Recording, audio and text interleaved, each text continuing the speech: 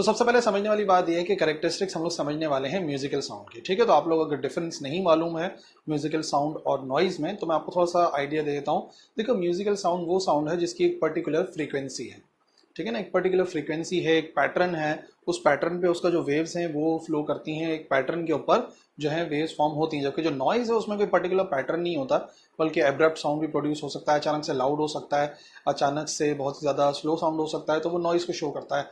और simple words में इस तरह से भी डिफाइन करते हैं नॉइज को और म्यूजिकल साउंड को कि जो म्यूजिकल साउंड है वो सुनने में हमें अच्छा लगता है, it is very pleasant to hear, सुनने में अच्छा लगता है। जबकि जो नॉइज है वो काफ़ी अनप्लीजेंट होता है, सुनने में हमें अच्छा नहीं लगता। जिसकी एग्जाम्पल्स हो सकती हैं, फॉर एग्जाम्पल जो एक मिसाल दी जाती है कि कोयल की जो आवाज़ है वो म्यूजिकल साउंड है, क्योंकि एक पर्टिकुलर फ्रीक्वेंसी के साथ बोलती है। और जो कौवे की आवाज़ है वो एक वो म्यूजिकल साउंड नहीं है, बल्कि वो किसकी आवाज़ है, वो नॉइज़ की आवाज़ है, क्योंकि उसके अंदर जो है वो एक पर्टिकुलर पैटर्न नहीं होता जिस आवाज़ को वो फॉलो करे। या जो हैमरिंग का साउंड है, हैमरिंग भी एब्रप्टली हो रही होती है, कभी आवाज़ आ रही है कभी नहीं आ रही है, तो वो भी नॉइज़ को शो करता है, ठीक है। तो अब क्योंकि आप लोग फ़र्क समझ गए हो गया, आइडिया हो गया होगा म्यूजिकल साउंड और नॉइज़ में क्या फ़र्क है, तो मैं आपको बताता हूँ प्रॉपर्टीज़ ऑफ म्यूजिकल साउंड। देखो, म्यूजिकल साउंड की 3 मेन प्रॉपर्टीज़ हैं जो हमारी बुक में मेंशन है। सबसे पहले है लाउडनेस ऑफ साउंड, नंबर 2 पर है पिच ऑफ साउंड जो कि फ्रीक्वेंसी भी कहलाती है, और नंबर 3 क्वालिटी ऑफ साउंड या टिम्बर कहलाती है। और हम क्या करेंगे, हम बारी बारी हर एक को समझेंगे, जिसमें सबसे पहली जो बारी होगी वो होगी समझने की लाउडनेस ऑफ साउंड को। तो देखो, लाउडनेस ऑफ साउंड वो करेक्टरिस्टिक है, वो खसूसियत है आवाज़ की जिससे हम दो मुख्तलिफ आवाज़ों में फ़र्क करते हैं, ठीक है। अगर हम दो मुख्तलिफ आवाज़ों में फ़र्क करते हैं तो एक इस खास प्रॉपर्टी की वजह से कर लेते हैं। और वो क्या है, दो कौन सी आवाज़ें जिनमें हम फ़र्क करते हैं, वो है बहुत ही ज़्यादा लाउड साउंड और बहुत ही ज़्यादा फेंट साउंड। समझ रहे हो, लाउड का मतलब बहुत ही ज़्यादा बुलंद आवाज़ होगी, ऊंची आवाज़ होगी, ज़ोर से आवाज़ आ रही होगी, जैसे कहीं मेरी आवाज़ आ रही है, तो ये जो है वो लाउड साउंड है। जबकि जो फेंट साउंड होता है ना, फेंट साउंड का मतलब है धीमी आवाज़ जो कि बहुत ही हल्की आ रही होती है। तो लाउड और फेंट साउंड जो है, इन दोनों में अगर हम फ़र्क करते हैं, यानी कि आवाज़ के बुलंद होने में और आवाज़ के धीमे होने में, तो यकीनन आवाज़ में खसूसियत पाई जाती है, उससे ही हम फ़र्क करते हैं। और वो खसूसियत कहलाती है लाउडनेस ऑफ साउंड, यानी कि आवाज़ की बुलंदी, की आवाज़ कितनी लाउड या कितनी बुलंद है, ठीक है। और ये जो लाउडनेस ऑफ साउंड है ना, देखो ये डिपेंड करती है इंटेंसिटी ऑफ साउंड पर, तो डिपेंड करती ही है, ठीक है। इंटेंसिटी क्या है वो मैं आइडिया देता हूँ, लेकिन वो आवाज़ की शिद्दत पे भी डिपेंड करती है कि आवाज़ की शिद्दत कितनी है एक्चुअली। और दूसरा वो डिपेंड करता है कान पर, कान पर भी तो डिपेंड करेगा कि ये जो हमारी सेंसेशन है जो हमारे कान के अंदर प्रोड्यूस हो रही है वो कैसी है। क्योंकि आपको पता है मार्केट में अलग अलग किस्म के कान भी अवेलेबल हैं, ठीक है। कुछ सियासतदानों के कान भी अवेलेबल हैं, ठीक है ना, और कुछ पड़ोस की आंटियों के भी माजरत के साथ कान अवेलेबल हैं जो कि छोटी छोटी आवाज़ें भी सुन लेती हैं। और जो सियासतदान हैं वो बुलंद से बुलंद आवाज़ नहीं सुन पाते। तो ये तो ऑडिटरी सेंसेशन ऑफ एयर पे भी डिपेंड करता है, ठीक है ना। मैं लाउडनेस की बात कर रहा हूँ। तो सबसे पहले मैं आपको आइडिया दे देता हूँ कि भाई ये जो इंटेंसिटी है इससे क्या मुराद है, क्योंकि मैंने कहा कि जो लाउडनेस है वो इंटेंसिटी आवाज़ की शिद्दत पर डिपेंड करती है। तो देखो, जो इंटेंसिटी है, शिद्दत है आवाज़ की, ये एक्चुअली होता है energy carried by sound waves.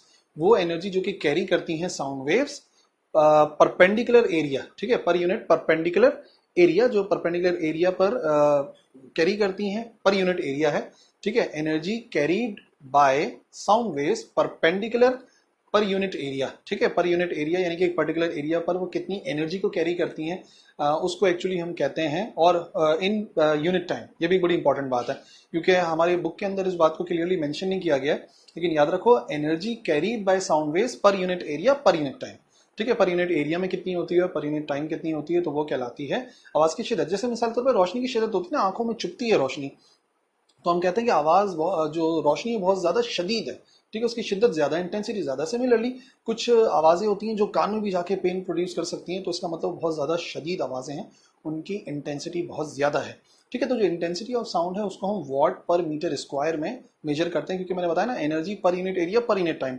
तो एनर्जी पर यूनिट टाइम तो आप समझ जाओ कि वो तो हो गई पावर, ठीक है। तो वही पावर पर यूनिट एरिया, इस वजह से जो यूनिट होता है इंटेंसिटी का वो होता है वॉट पर मीटर स्क्वायर। अच्छा, इंटेंसिटी का एक आइडिया दे दूं मैं। इंटेंसिटी जैसे मिसाल के तौर पे जो हम हमारे कानों को जो सबसे ज़्यादा, जैसे फॉर एग्जांपल कोई शख्स अगर बात कर रहा है, ठीक है, जनरली पहले मिसाल देता हूँ कि बहुत ज़्यादा लाउड आवाज़ के अंदर दो लोग बात कर रहे हैं, तो उनकी जो आवाज़ की इंटेंसिटी होगी, जो शिद्दत होगी हमारे कान पे जो लगेगी, अगर बहुत ज़्यादा ज़ोर से बोल रहे हैं तो 10⁻³ वॉट पर मीटर स्क्वायर होगी, ठीक है ना। ये उनकी इंटेंसिटी ऑफ साउंड है। अगर दो लोग आपस में कॉन्वर्सेशन कर रहे हैं और लाउडली कॉन्वर्सेशन कर रहे हैं, और अगर वही जो है बहुत ज़्यादा धीमी आवाज़ के अंदर कॉन्वर्सेशन कर रहे हैं, ठीक है ना, लाइटली आपस में बातचीत कर रहे हैं, तो उनकी जो इंटेंसिटी है, जो कानों में हमें जाके आवाज़ लगेगी, ठीक है ना, वो होती है 10⁻⁻⁷ वॉट पर मीटर स्क्वायर। तो देख लो सबसे ज़्यादा जो हमें शदीद लग रही है बिना कानों में पेन प्रोड्यूस किए, वो 10⁻³ है। ठीक है, अगर इंटेंसिटी इससे ज़्यादा होगी तो थोड़ी देर बाद हमारे कानों में दर्द होना शुरू हो जाएगा, क्योंकि वो आवाज़ बहुत ज़्यादा लाउड होगी, ठीक है ना। और जो हमें हल्की सी आवाज़ सुनाई दे रही है उसकी जो इंटेंसिटी है वो 10⁻⁻, किसके बराबर है, 10⁻⁻, कम वाला -7 वॉट पर मीटर स्क्वायर के बराबर है, ठीक है ना। तो ये मैंने आपको इंटेंसिटी का एक आइडिया दिया। अब याद रखो, इंटेंसिटी जो है ना सुनने वाले पे डिपेंड नहीं करती, इंटेंसिटी तो बोलने वाले पे डिपेंड कर रही है कि जो साउंड वेव है वो कितनी एनर्जी कैरी कर रही है, आगे लेकर जा रही है। तो इंटेंसिटी का ताल्लुक सुनने से नहीं है, इंटेंसिटी तो है कोई सुने या ना सुने। लेकिन हाँ, अब जो कि मैं आपको समझा रहा था ना, लाउडनेस, लाउडनेस का बराह रास्त ताल्लुक है एक तो इंटेंसिटी ऑफ साउंड से, और दूसरा ये है कि auditory sensation of the air, कि एयर के ऊपर कितनी सेंसेशन और प्रोड्यूस कर रहा है। तो जो लाउडनेस है वो वेरी करती है, लाउडनेस वेरी करती है with respect to 3 factors, 3 factors के ऊपर वो डिपेंड करती है, और उसी लिहाज से वो वेरी करती है, जिसमें सबसे पहले आता है जो साउंड प्रोड्यूस हो रहा है, वो जो साउंड है उसका एम्पलीट्यूड कितना है, ठीक है ना। यानी कि ऐसा कर लो कि ये जो वाइब्रेटिंग बॉडी है जो वो साउंड प्रोड्यूस कर रही है, उसका एम्पलीट्यूड कितना है। तो फैक्टर नंबर 1 हो गया amplitude of the vibrating body. क्या मतलब, मतलब ये है कि अगर जिस बॉडी का हम वाइब्रेट करा रहे हैं, जिसकी वजह से साउंड प्रोड्यूस हो रहा है, चाहे एक ढोल है उसके ऊपर हम जोर से मार रहे हैं, तो हम जितनी जोर से उसकी प्लेट के ऊपर मारेंगे हाथ, तो उतनी ज्यादा वो जो प्लेट है वो वाइब्रेट करेगी, और जितना ज्यादा तेजी के साथ वो प्लेट वाइब्रेट करेगी उतना ही ज्यादा लाउड साउंड प्रोड्यूस होगा। तो आप प्रैक्टिकली परफॉर्म कर सकते हो ना, अगर एक ढोल की मिसाल ले लो, आप उसको आहिस्ता मारो तो एक अलग साउंड प्रोड्यूस होगा, ज्यादा जोर से मारो तो लाउड साउंड प्रोड्यूस होगा, ठीक है ना। तो आप देख लो, लाउड साउंड ज्यादा एम्पलीट्यूड पर, और जो फेंट साउंड है वो कम एम्पलीट्यूड पर प्रोड्यूस होता है, ठीक है ना। ये जाहिर कर रहा है हमारे जो एम्पलीट्यूड ऑफ वाइब्रेटिंग बॉडी है उसके ऊपर, ठीक है। या मिसाल तौर पे एक स्पीकर की एग्जांपल ले लो, स्पीकर का वॉल्यूम हमने कम किया हुआ है, तो जो प्लेट्स हैं वो कम वाइब्रेट कर रही हैं, जो आवाज़ हमें आ रही है वो ज़्यादा लाउड नहीं आ रही। लेकिन अगर हम वॉल्यूम को बढ़ा दें, तो जैसे ही हम वॉल्यूम को बढ़ाएंगे तो पता क्या होगा, वॉल्यूम को बढ़ाने की वजह से जो प्लेट्स की वाइब्रेशन है स्पीकर के वो बढ़ जाएगी, और क्योंकि उनका एम्पलीट्यूड बढ़ जाएगा तो आप नतीजे में क्या देखोगे, नतीजे में आप देखोगे जो आवाज़ की लाउडनेस है वो भी बढ़ जाएगी, ठीक है। तो ये तो फैक्टर पहला हो गया, कौन सा, amplitude of the vibrating body. लेकिन amplitude of the vibrating body के अलावा सेकंड फैक्टर है एरिया ऑफ वाइब्रेटिंग बॉडी। जो बॉडी वाइब्रेट कर रही है उसका एरिया कितना है, क्या उसका एरिया ज्यादा है, क्या उसका एरिया कम है, ठीक है। तो इसकी मिसाल हम ले सकते हैं ऐसे कि दो ढोल हैं, एक छोटा ढोल है जिसे ढोलक भी कहते हैं, और एक बड़ा ढोल है, एक बड़ा ड्रम है, ठीक है। दोनों पे मैं सेम फोर्स के साथ हिट कर रहा हूँ, ठीक है ना। छोटे ढोल पर भी उतनी फोर्स के साथ मैं हिट कर रहा हूँ, बड़े पर भी मैं उतनी फोर्स के साथ हिट कर रहा हूँ। ज्यादा लाउड साउंड कौन प्रोड्यूस कर सक पाएगा, कौन प्रोड्यूस करेगा, यकीनन जिसका एरिया ज्यादा है। बड़ी बॉडी गिरती है ज्यादा साउंड प्रोड्यूस होता है, छोटी बॉडी गिरती है कम साउंड प्रोड्यूस होता है। तो ये सब डिपेंड करता है उस बॉडी के एरिया पर, कि वो जो वाइब्रेटिंग बॉडी है उसका एरिया कितना ज्यादा है। जितना ज्यादा एरिया होगा उतना ही ज्यादा हम देखेंगे लाउडनेस ऑफ साउंड प्रोड्यूस होगी। फिर एक और बात यह है कि फॉर एग्जांपल हमारा वोकल कॉर्ड जो है, जिसके वाइब्रेट होने की वजह से हमारे गले से आवाज निकलती है, जब ये वोकल कॉर्ड, सुना होगा आप लोगों ने, कौवा होता है ना, अक्सर कार्टून्स के अंदर देखोगे जब जूम करके दिखाते हैं, टॉम या जेरी वगैरह में जो कोई चीख रहा होता है तो अंदर एक कौवा हिलता हुआ नजर आता है, वो एक्चुअली वोकल कॉर्ड है। वो वोकल कॉर्ड जब वाइब्रेट करता है तो जितना ज्यादा उसका एरिया होगा ना, या जितना ज्यादा उसका एम्पलीट्यूड होगा, उतनी ज्यादा लाउड साउंड हम प्रोड्यूस करने के काबिल हो जाएंगे। तो दो फैक्टर्स मैंने आपको बताए जिन पर लाउडनेस डिपेंड करती है। पहला फैक्टर जो है वो क्या है, amplitude of the vibrating body, और दूसरा क्या है, area of the vibrating body, ठीक है। अब मैं आपको बताता हूँ तीसरा फैक्टर, जिस तीसरे फैक्टर के ऊपर डिपेंड करती है लाउडनेस, और वो जो तीसरा फैक्टर है वो है distance between source and listener. जो लिसनर है, जो सुनने वाला है, जिसके कानों में सेंसेशन प्रोड्यूस हो रही है, और दूसरा जो सोर्स है जो कि साउंड को प्रोड्यूस कर रही है, तो दोनों के दरमियान में डिस्टेंस कितना ज्यादा है। जितना ज्यादा डिस्टेंस होगा लाउडनेस उतनी कम होगी। याद रखो, डिस्टेंस ज्यादा loudness come. For example train का साउंड लाउड है या फेंट है, ज्यादातर लोग कहेंगे लाउड है, लेकिन मेरे घर तक तो लाउड नहीं आता, ठीक है। मेरे घर पे जो ट्रेन का साउंड आ रहा है वो तो बहुत कम आ रहा है। वजह क्या है, वजह यह है कि मेरा जो डिस्टेंस है ट्रेन से या रेलवे ट्रैक से वो बहुत ज्यादा है। तो नतीजे में वही साउंड जो कि एक्चुअली आपके लिए लाउड हो सकता है, क्योंकि आपके कानों में ज़्यादा सेंसेशन प्रोड्यूस कर रहा है अगर आप करीब से सुन रहे हो। क्योंकि मैं दूर हूँ, जब लिसनर दूर होता है सोर्स से तो अपने आप जो लाउडनेस ऑफ साउंड है वो कम हो जाती है। फॉर एग्जाम्पल जनरेटर की आवाज़ करीब से सुनेंगे तो लाउड आएगी, दूर से सुनेंगे तो कम आएगी। तो ये तीसरा फैक्टर है जिसके ऊपर लाउडनेस ऑफ साउंड डिपेंड करती है, यानी कि distance between source and listener. Second property की तरफ आते हैं। सेकंड प्रॉपर्टी है पिच या फ्रीक्वेंसी। अच्छा, पिच या फ्रीक्वेंसी से क्या मुराद है मैं आपको बताता हूँ। देखो, पिच जो है वो दो आवाज़ों के दरमियान में फ़र्क है। कैरेक्टरिस्टिक्स का मतलब मैंने बताया, दो खास किस्म की आवाज़ों के दरमियान में हम फ़र्क कर सकते हैं। तो पिच के जरिए हम दो मुख्तलिफ आवाज़ों में फ़र्क करते हैं और वो हैं श्रिल एंड ग्रेव।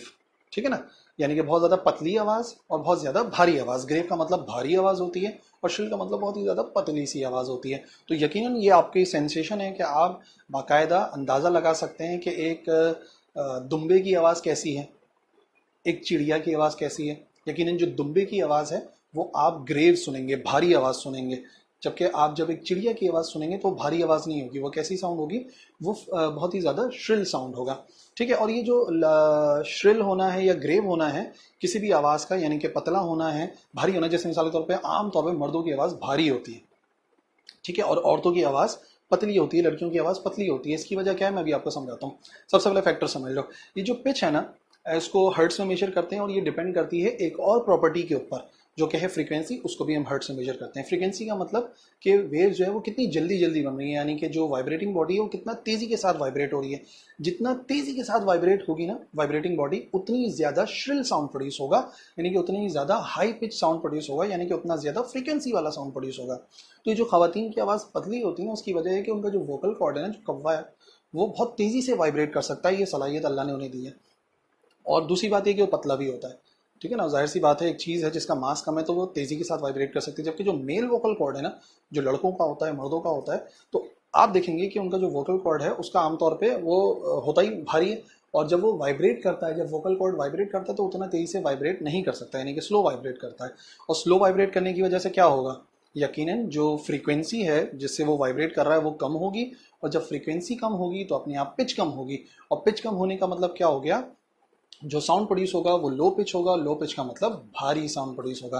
ठीक है ना, समझ में आ गई होगी बात। और नहीं आई तो दोबारा से वीडियो को रिवाइज करो और जो मैंने कहानी सुनाई इसको दोबारा से समझो ताकि आप पिच को समझ जाओ। तो पिच डिपेंड करती है फ्रीक्वेंसी के ऊपर, और पिच के जरिए हम दो आवाज़ों में फ़र्क करते हैं। वो दो आवाज़ें कौन कौन सी हैं, एक श्रिल साउंड है और एक ग्रेव साउंड है। इन दोनों आवाज़ों में फ़र्क करते हैं, यानी कि भारी और पतली आवाज़ में फ़र्क करते हैं। ठीक है, तीसरी जो है करेक्टरिस्टिक वही बड़ी इंपॉर्टेंट है, वो है क्वालिटी ऑफ साउंड या टिम्बर। ठीक है, तो कभी कभार ऐसा भी हो सकता है कि आप दो ऐसी आवाज़ें, मिसाल के तौर पे आप दो ऐसी आवाज़ें सुनो जिनकी इंटेंसिटी भी एक जैसी है, जिनकी पिच भी आमतौर पे एक जैसी है, लेकिन फिर भी आप उन दोनों आवाज़ों के अंदर फ़र्क कर सकते हो। ऐसा भी तो होता है। जैसे मिसाल के तौर पे एक सॉन्ग आप सुन रहे हो, उस सॉन्ग के अंदर आप दो मुख्तलिफ इंस्ट्रूमेंट्स की आवाज़ में फ़र्क कर सकते हो। अच्छा भाई, ये गिटार बज रहा है, ये पियानो बज रहा है, तो ये जो आप डिफरेंस कर लेते हो ये खास क्वालिटी की वजह से करते हो। हेमहोल्ट्ज वो पहला साइंटिस्ट था जिसने क्वालिटी ऑफ साउंड को डिफाइन किया था कि क्वालिटी ऑफ साउंड किस पर डिपेंड करती है। लेकिन अभी मैं फिलहाल समझा रहा हूँ क्वालिटी ऑफ साउंड दो मुख्तलिफ म्यूजिकल इंस्ट्रूमेंट्स की आवाज़ में फ़र्क। या मिसाल के तौर पे एनिमल साउंड के अंदर आप आइडेंटिफाई कर लो, नहीं ये तो आवाज़ बिल्ली की है, ये आवाज़ जो है कुत्ते की। तो इस तरीके से आप आइडेंटिफाई कर सकते हैं ना दो मुख्तलिफ आवाज़ों में। हालांकि दोनों की जो लाउडनेस है, जो पिच है, अगर वो सेम भी हो तब भी आप आइडेंटिफाई कर लोगे। दो लोगों की आवाज़ में फ़र्क कर लोगे। ठीक है, आपका दोस्त आपको कॉल करता है, आपको नाम पूछने की जरूरत नहीं पड़ती, आपका दिमाग फ़ौरन उसको आइडेंटिफाई कर लेता है, क्या रहता है इस बंदे की आवाज़ है। ठीक है ना, तो क्वालिटी ऑफ साउंड वो करेक्टरिस्टिक है जिसके ज़रिए हम दो मुख्तलिफ आवाज़ों में फ़र्क करते हैं जिनकी लाउडनेस और पिच एक जैसी है, जैसे दो मुख्तलिफ लोगों की आवाज़, दो म्यूजिकल इंस्ट्रूमेंट्स की आवाज़, दो एनिमल्स की आवाज़। और अकॉर्डिंग टू हेमहोल्ट्ज, उसी ने इसको स्टडी करा था कि जो क्वालिटी ऑफ साउंड है डिपेंड करती है वेव फॉर्म पे, कि जो वेव फॉर्म है वो कैसी बन रही है। तो जब डिफरेंट वेव फॉर्म बनती है तो यकीनन हमारा जो एयर है वो उनको ट्रीट कर सकता है कि दो मुख्तलिफ किस्म की आवाज़ें हैं, ये इस शख्स की आवाज़ है, ये इस शख्स की आवाज़ है। ठीक है, समझ में आ गई बात। क्वालिटी ऑफ साउंड के जरिए हम क्यों डिफरेंस कर लेते हैं, क्योंकि जो वेव फॉर्म बनती है मुख्तलिफ होती है। गिटार की वेव फॉर्म मुख्तलिफ है, पियानो की वेव फॉर्म मुख्तलिफ है, बिल्ली की आवाज़ एक मुख्तलिफ वेव फॉर्म बनाएगी, डॉग साउंड एक मुख्तलिफ वेव फॉर्म बनाएगा। तो इसके ज़रिए हम आवाज़ों में फ़र्क कर सकते हैं। ठीक है ना, तो ये तीन प्रॉपर्टीज़ या करेक्टरिस्टिक्स ऑफ साउंड है जो आपको समझनी है। लाउडनेस, जिसके ज़रिए लाउड और फेंट आवाज़ में फ़र्क करते हैं। दूसरी है पिच, जिससे हम भारी और पतली आवाज़ में फ़र्क करते हैं। ठीक है, और तीसरा जो है वो है दो मुख्तलिफ आवाज़ों में फ़र्क, कि यार ये आवाज़ तो सर तलहा की है और ये आवाज़ मेरे किसी दोस्त की है, या ये आवाज़ पियानो की है, या ये आवाज़ गिटार की है। तो उसको कहते हैं क्वालिटी ऑफ साउंड या टिम्बर, जिसके बारे में बताया हेल्महोल्ट्ज ने उसको सबसे पहले स्टडी करा था। ठीक है, तो इतना ही स्टडी करना था आज की इस वीडियो के अंदर। आई होप के कैरेक्टरिस्टिक्स ऑफ साउंड बिल्कुल अच्छी तरीके से समझ में आ गई होंगी, और अगर पहले से पता था और कुछ कन्फ्यूजन्स थी तो आई होप वो दूर हो गई होंगी।